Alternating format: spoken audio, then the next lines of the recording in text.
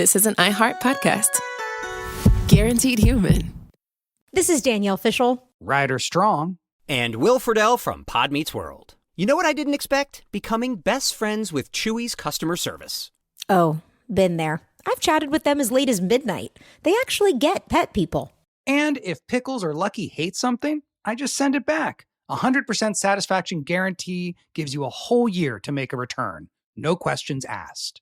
Meanwhile, I'm over here ordering everything for Bill and Brunch. Food, treats, beds, toys. Because Chewy has over 100,000 products to choose from. And it shows up in like a day. I mean, my dog Sammy thinks the delivery driver is her personal assistant, and I'm not sure she's wrong. It's not just for dogs and cats either. They've got stuff for birds, fish, reptiles. The list goes on and on. And the health side is huge for me, too. Prescriptions, pet insurance, telehealth vet visits.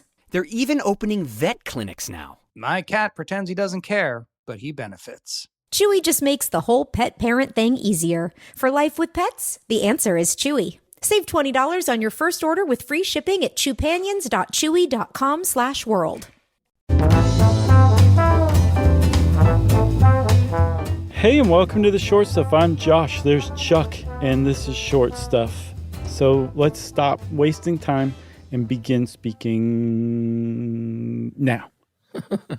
Yes, we are going to talk about adoption, birth certificate access. And where did we get this? Where did we get some of this from? I believe we found it on How Stuff Works, but they republished it from The Conversation. We're working largely from an article by Andrea Ross. Right. And this is all about the thorny matter of whether or not, not really whether or not, but the idea that a grown-up, or maybe sometimes not even grown-up, adopted person might want to gain access to their original birth certificate. And in many states in the United States, those are sealed and you are not allowed to unless you jump through a lot of hoops. Which is really interesting. Like, you'd think access to birth certificates would be the most boring thing you can think of, but I saw it described as a basic human right to know your genuine identity.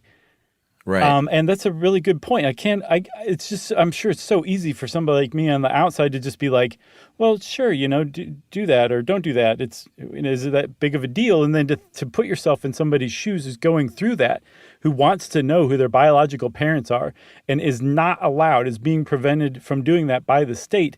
I can't imagine anything more frustrating than that, really. Yeah.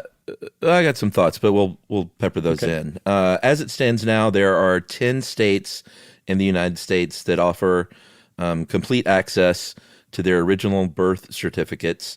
In 18 states, I believe that you need a court order.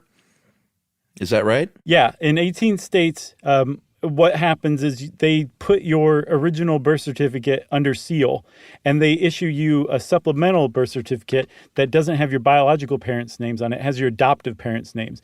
And in those states, if you successfully petition the court, they will unseal your original birth certificate, and then you can find out who your biological parents are.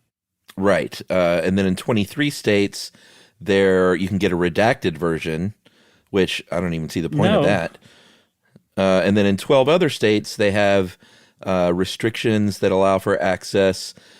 And this is the one I really don't understand. It's just if you were born between certain time frames. Yeah. So the best that I can come up with for that is that there were laws passed that named like those dates that are still on the books that are now affecting people today still. Gotcha. But those dates have been outlived. So now there's people who have access to their birth certificate, whereas other people who were born after a different date don't, which makes it arbitrary and an easy law to overturn.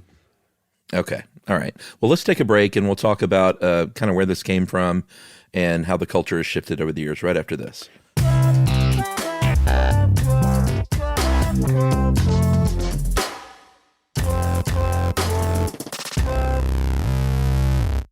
This is Danielle Fishel. Ryder Strong. And Will Friedle from Pod Meets World. Let's talk Chewy. Yes. For starters, they've got over 100,000 products. Food, treats, toys, beds. And as a dog and a cat mom, I can go to Chewy for literally anything I need, and it ships fast. And Chewy's customer service is unreal. Day or night, they're ready to help. You know what else I love?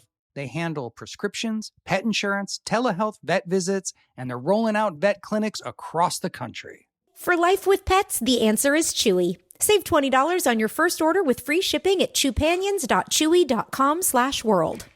Joy is essential, and it's also elusive. You can't order it, you can't borrow it, or simply hope it into life. But now, there's a new and exciting way to start your journey toward a more joyful existence. Joy 101. It's a new podcast hosted by me, Hoda Kotb. Together, guys, we'll have meaningful conversations with the world's most fascinating people. Entertainment legends, sports icons, wellness experts, and everyday people will share how they find, allow, and experience joy. And I'll offer some of my own tips and takes on seeking a more balanced and harmonious life. If you're craving inspiration, support, and useful tools to maximize your joy, tune into these candid, uplifting, and moving on-air chats. Joy after a breakup, joy as an empty nester, joy after a loss, joy as a caretaker. This new podcast will speak to you. Listen to Joy 101 on the iHeartRadio app, Apple Podcasts, or wherever you get your podcasts.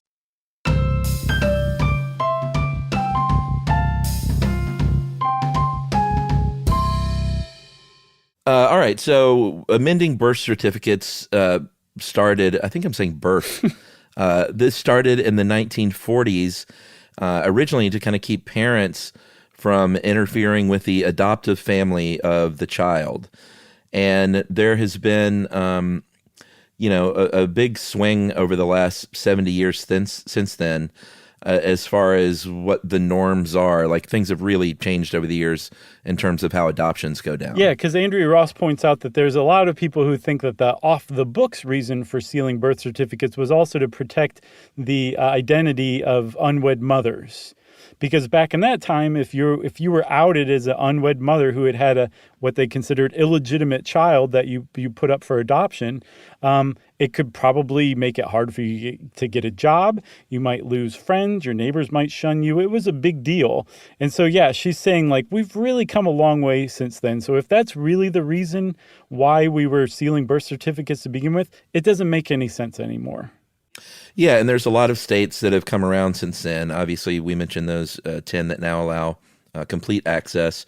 But as we speak, there are other states that are kind of in the midst of enacting new policy changes.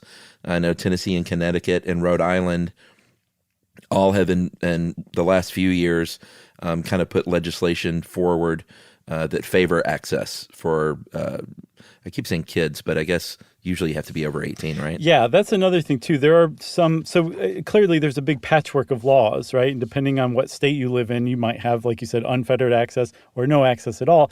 But then there's a bunch of states that have laws that say when you turn 18, you can get your original birth certificate if you ask for it.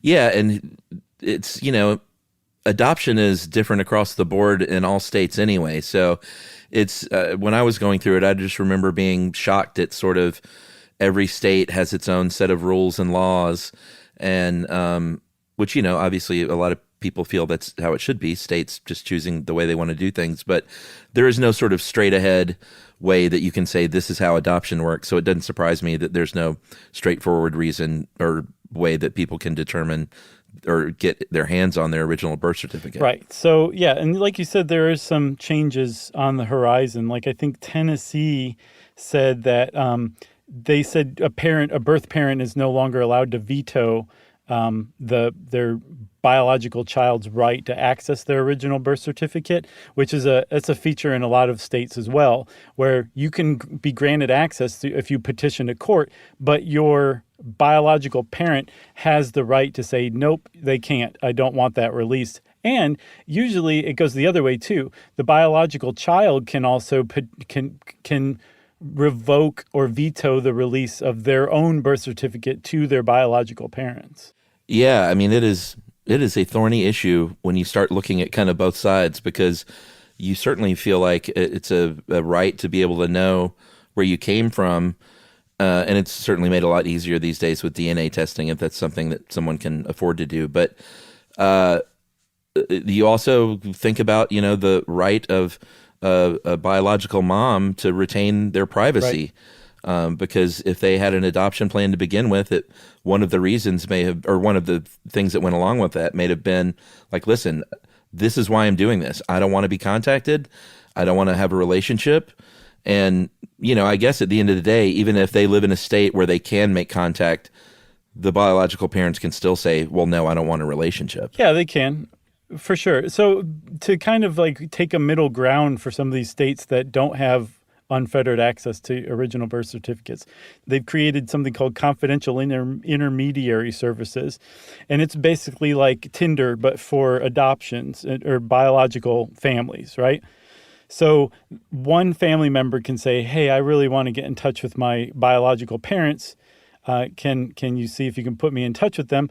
That service will contact the biological parents, and the biological parents will either swipe left or right.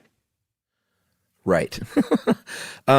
Here's what I didn't see mentioned anywhere that I can't quite wrap my head around is that these days it's, I think it's very uncommon for adoptive parents to not share this information and to say like, no, I'm not going to let you know who this was. That's a very old school sort of way adoptions used to go. So I'm kind of wondering how much this matters in these modern times where generally parents are pretty open about saying like, hey, this is who your biological parents were. If you ever want to get in touch with them, we can try and do that one day. Yeah. So Andrea Ross cites one statistic. I'm not sure if it's in the United States in general or if it's in New Hampshire, but less than 1%, actually less than 0.75% of birth parents said that they don't want to be contacted by their biological child ever. Yeah, I want to know more about that because that just says in states like New Hampshire. Right, but that seems like a very narrow sort of study. States offering unrestricted access. So yeah, I don't know. It's I guess it's kind of unclear. Yeah, well, it gives it. So if you have unrestricted access to your birth certificate, I think some states give the biological parent the right to say, please, like, check the box, like, I don't want to be contacted ever, kind of thing. So, like, the kid might be able to see who the biological parent is, but they will also get a message saying, like, don't bother this. They don't want to be contacted. Yeah, it's, this is something I'm going to face one day as a parent of an adopted child, and I think they say that girls usually are more interested in this earlier than boys. And that like in the teenage years, typically girls might be a little more interested in making that connection, and boys, it's like sometimes in their adult life. But, this is something we're going to face, and it's always that thing where we're going to do the right thing and be like, all right, if now's the time, we'll try. Sure. But there's always that risk that biological mom or dad is just going to say, no, thank you. And then, that's just something you got to go through as a family. It's tough stuff, and that's one of the tough parts about adoption. Yeah, but you guys are a strong family. You can do it. Yeah, and, I would love for there to be relationships one day, but that's something that, you can't force on somebody. No, definitely not. One way or the other, for sure. I think that's a good thing to remember and to end this episode on. What do you think? I totally agree. Well, then Short Stuff is out. Stuff You Should Know is a production of iHeartRadio. For more podcasts from iHeartRadio, visit the iHeartRadio app, Apple Podcasts, or wherever you listen to your favorite shows.